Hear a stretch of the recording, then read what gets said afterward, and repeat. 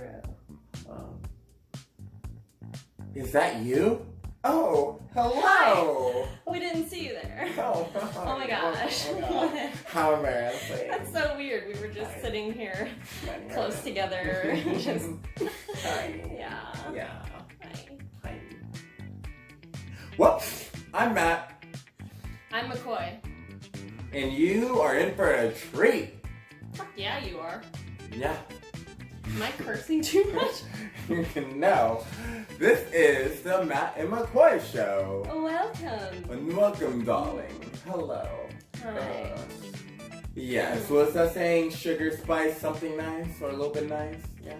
I don't know. Let's just show them the intro to the Powerpuff Girls. No, okay, first of all, that was, he had a chemical X art. No. Sugar, spice, and everything nice. And then boys are something snails and puppy dog tails. Tomato. Tonight we are talking, or today, whatever time you're watching this, we are talking about serving do's and don'ts. That's right. We've both worked in the service industry, so we know a little bit about assholes. Yeah. And people who are not assholes and are genuinely pleasant to be around. Clap for them. So, what asshole story comes to mind when you think of serving or waiting tables or... Oh, there were these couple of assholes who basically implied that I would not earn a tip unless I boxed their food for them, which I've never done before, ever. And our restaurant does not want us to be doing. They also basically complained about everything, sent all of their steaks back, even though I very specifically told them exactly what their steak would look like if they ordered it at a particular temperature. They were trying to get a free meal, and it was very obvious they were trying to get a free meal. Boo! Really douchey, guys. Really douchey. Very douchey. And then after all of that nonsense, they still only left me a subpar tip.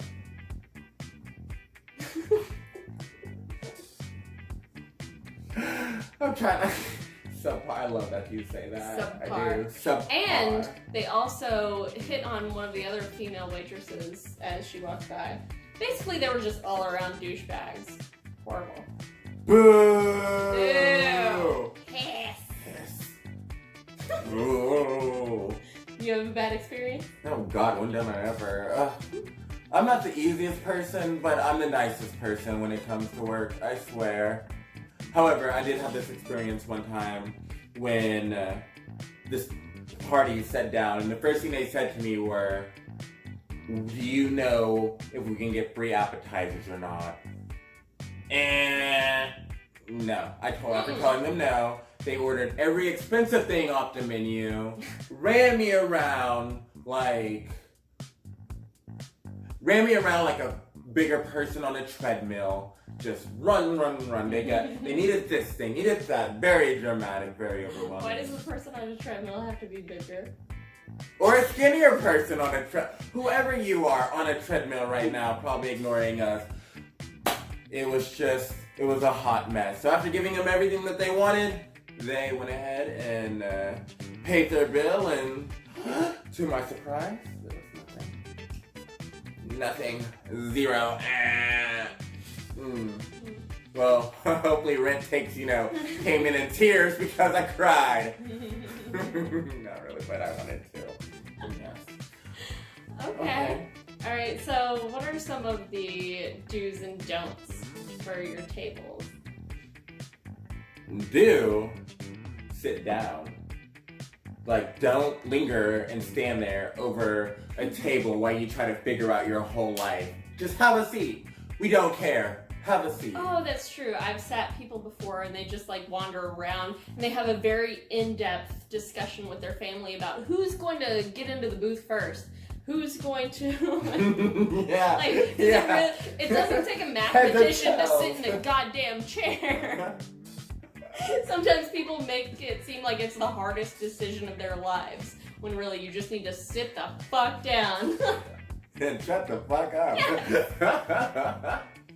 Oh my gosh. Oh. Alright, that's a good one. Yeah. Don't ask for the manager when something's not really wrong. Honestly, I agree. I can agree 100% with that. If I can fix your problem for you, I will fix it. Don't request the manager because she's gonna do the exact same thing that I would do otherwise, unless it's something that needs to go above my head. Exactly. Like, if your food's too cold, we can get that fixed for you. Yeah. If, you know... The manager's not in charge of it anyway. It's the chef. We will take it back to the chef. We will fix your problem. Instantly. One of my biggest pet peeves is when somebody sends something back and they say, oh, please don't spit in my food. First of all, you're not worthy of my spit. So... No. My spit's reserved for the bedroom. Oh. Well, good for you. Oh. Here. Yes. No. But yes. Can you usually tell the difference between a good guest and a bad guest? Or customer, or whatever term you fucking use? I know a good guest right off the bat. I can't always tell a bad guest because you never know. Yeah. But I can tell a good guest off the bat because they're usually very friendly and talkative when I get to the table. Yeah. They're joking around. They have a smile. I look for smiles. They have a smile. Yes. If you make one little mistake, they laugh it off instead of getting very judgmental. So yeah, it's all about the smiles, I think. Have you ever been surprised by a guest or customer? Right. Whatever the fuck you say.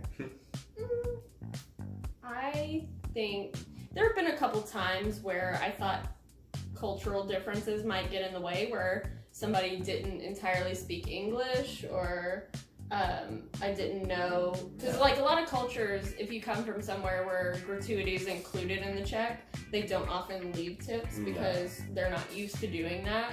So I've had a couple of tables where I assumed that was going to happen, and they left huge tips. I mean, like not huge, like 20%, like a really good tip. But I didn't think they would, just because of the cultural differences. But I guess they knew what was up, so I was pleasantly surprised. You? Good guess or bad guess? Either. Surprising. Surprising. Oh god. Okay. I had a family of 8. They had the biggest attitude. They needed the most. They were very, very loud. The kids ran around. It was a nightmare. No, it wasn't really a nightmare, but it was kind of like a nightmare. However, they left a nice note at the end of their dining experience. Aww. And, they said they'd be back, and I've waited on them again, in the future, blah, blah, but, they left me, a nice note and a nice tip, and I'm just like, thank you. Nice. Yeah. So I guess the point is just tip your servers and bartenders. Yeah. Yeah. We can't make rent without it. Exactly. And, okay, have you ever had bad service? I feel like I've been to a restaurant where I've had bad service before. Like, they never came around, they gave me the wrong stuff, all of that. Did you I've tip had for it before. that? Honestly, I've never tipped below 15%. Exactly. If you're having bad service, then I say alert a manager. If it's something that you can't fix because of your server, alert a manager. If it's something that your server can't fix and you're getting good service, tell your fucking server. Yeah, servers will do pretty much anything you want them to do within reason. Exactly. Even a cartwheel. You never know. I'd do a cartwheel for sure. My shirt's already tucked in, so I wouldn't even have to worry about anything flying off, so... Don't be a dick. Don't be a dick. It's just about the tip. Alright, so the message that we're really trying to get across is just be respectful to other human beings, no matter what happens, because there are a lot of people that think that they can be shitty to people in the service industry because that's I don't know, maybe that's the one time that someone is like below them on the food chain. Maybe they have a shitty job and they're at the bottom and they're like, oh, this is my one opportunity to be mean to somebody.